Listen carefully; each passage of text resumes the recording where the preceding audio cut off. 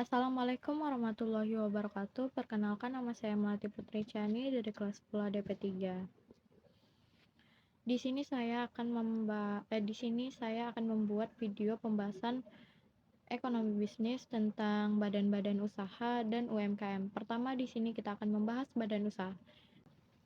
Badan usaha adalah kesatuan yuridis hukum dan ekonomi yang menggunakan modal dan tenaga kerja untuk mencari keuntungan. Adapun contoh badan yang paling familiar dijumpai yaitu ada PT Kimia Farma Tbk, yang kedua PT Kereta Api Indonesia, yang ketiga PT Indofood Sukses Makmur Tbk. Selanjutnya kita akan membahas macam-macam badan usaha. Yang pertama ada ekstraktif, adalah kegiatan mengambil apa yang telah dihasilkan oleh sumber daya alam, contohnya hasil hutan dan laut, dan lain-lain. Yang kedua agraris, yaitu melakukan jenis kegiatan yang berhubungan dengan pertanian. Yang ketiga pedagang, adalah kegiatan membeli dan menjual kegiatan suatu barang tanpa mengubah bentuk. Contoh pedagang beras dilakukan oleh seorang dengan membeli beras di daerah penghasilan padi. Yang keempat, industri adalah kegiatan mengolah bahan-bahan baku dan bahan-bahan penolong menjadi barang setengah jadi atau barang siap pakai. Contohnya sepatu, pakaian, celana. Terakhir, jasa adalah kegiatan yang memberikan pelayanan dan kemudian dalam rangka memenuhi kebutuhan. Contohnya jasa pengangkut barang, jasa perbankan, dan lain-lain. Macam-macam badan usaha kepemilikan berdasarkan kepemilikan modal. Ada badan usaha milik negara BUMN, di mana pemilik modal adalah pemerintah ataupun negara. Yang kedua, badan usaha milik swasta BUMS, yaitu modal perusahaan dimiliki oleh pihak swasta. Yang ketiga, badan usaha milik daerah BUMD, yaitu kepemilikan usaha berada di tangan pemerintah daerah. Yang keempat, badan usaha campuran, yaitu merupakan usaha yang modalnya dimiliki oleh pemerintah dan swasta. Macam-macam badan usaha berdasarkan wilayah negara. Yang pertama, penanaman modal dalam negeri, di mana kepemilikan modal perusahaan berada di tangan masyarakat dan negara sendiri. Yang kedua, penanaman modal asing, adalah perusahaan milik asing yang beroperasi di wilayah Indonesia atau dalam negeri. Bentuk-bentuk usaha di Indonesia. Yang pertama ada koperasi. Koperasi merupakan suatu badan usaha dengan didasari oleh asas-asas kekeluargaan ataupun yang mengatakan koperasi adalah sebuah badan hukum yang dibentuk atas kekeluargaan di mana tujuannya ialah untuk mensejahterakan para anggotanya. Badan usaha ini mengumpulkan dana dari para anggota sebagai modal dalam menjalankan usaha sesuai aspirasi serta kebutuhan bersama di bidang ekonomi. Fungsi koperasi sendiri diantaranya membangun dan meningkatkan potensi ekonomi para anggota dan juga masyarakat secara umum sehingga kesejahteraan sosial bisa terwujud. Yang kedua, BUMN, badan usaha milik negara. Ada 3 macam BUMN. Yang pertama ada Perjan, perusahaan jawatan. Perjan merupakan BUMN yang budgetnya termasuk dalam APBN, anggaran pendapatan dan belanja negara.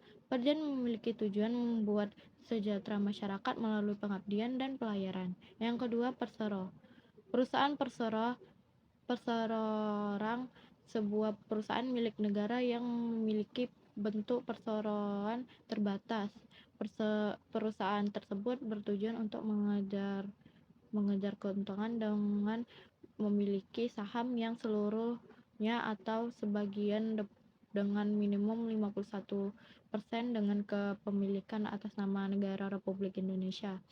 Pendirian Persero bertujuan untuk menyediakan barang atau jasa yang memiliki nilai jual lebih tetapi tetap memiliki kualitas baik. Umumnya, Persero bergerak di bidang produksi dan bertujuan untuk mencari keuntungan. Yang ketiga, Perum, perusahaan umum, merupakan perusahaan yang kepemilikan sepenuhnya dimiliki oleh negara. Perum memiliki tujuan untuk pemanfaatan dalam hal yang umum, baik dalam bentuk jasa maupun barang. Perum berfungsi sebagai penyelenggaraan umum usaha untuk pemanfaatan umum dengan barang dan jasa berkualitas tetapi harga tetap terjangkau oleh masyarakat umum. Hal tersebut tetap diolah dengan sistem perusahaan yang baik. Yang ketiga bentuknya BUMS, Badan Usaha Milik Swasta. Seperti namanya, BUMS adalah badan usaha yang modal dimiliki oleh pihak swasta. BUMS memiliki dua jenis antara lain badan usaha swasta dalam negeri dan badan usaha swasta asing. Badan usaha dalam negeri adalah badan usaha yang modal dimiliki oleh masyarakat dalam negeri, sedangkan badan usaha swasta asing adalah badan usaha swasta yang modalnya dimiliki oleh masyarakat yang bukan warga Indonesia. Adapun jenis-jenis BUMS yang dapat dibedakan atas beberapa bentuk badan usaha. Yang pertama ada CV, yang kedua ada perusahaan perseroan, yang ketiga ada firma, yang keempat ada PT. Lanjut, kita akan membahas UMKM. UMKM adalah usaha atau bisnis yang dilakukan oleh individu, kelompok, badan usaha kecil maupun rumah tangga. Adapun kriteria UMKM yaitu usaha mikro. Usaha mikro bisa dikatakan sebagai UMKM bila memiliki keuntungan dari usahanya sebesar 300 juta dan memiliki aset atau kekayaan bersih minimal sebanyak 50 juta. Yang kedua ada usaha kecil.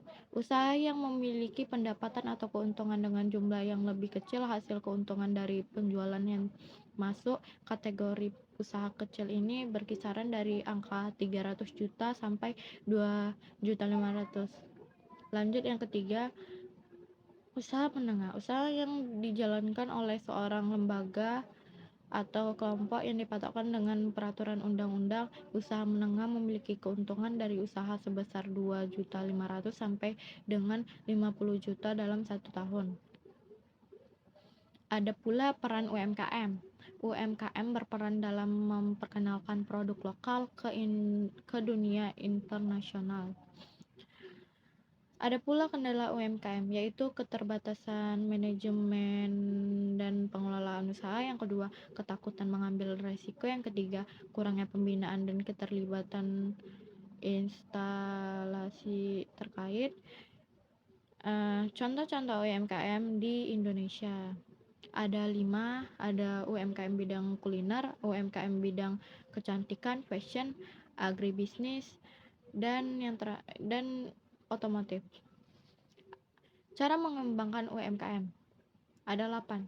Yang pertama, meningkatkan kualitas dalam pelayanan. Yang kedua, mulai beralih ke media sosial untuk melakukan promosi produk. Yang ketiga, sering melakukan survei atau analisis terhadap perkembangan produk. Yang keempat, mengikuti acara-acara bazar atau pekan raya untuk menekan produk. Yang kelima, menjual produk dengan menggunakan platform e-commerce. Yang keenam, mencoba menggunakan uang atau pembayaran secara elektronik. Yang terakhir, mengikuti perkembangan tren dan lain-lain. Sekian video pembelajaran saya. Assalamualaikum warahmatullahi wabarakatuh.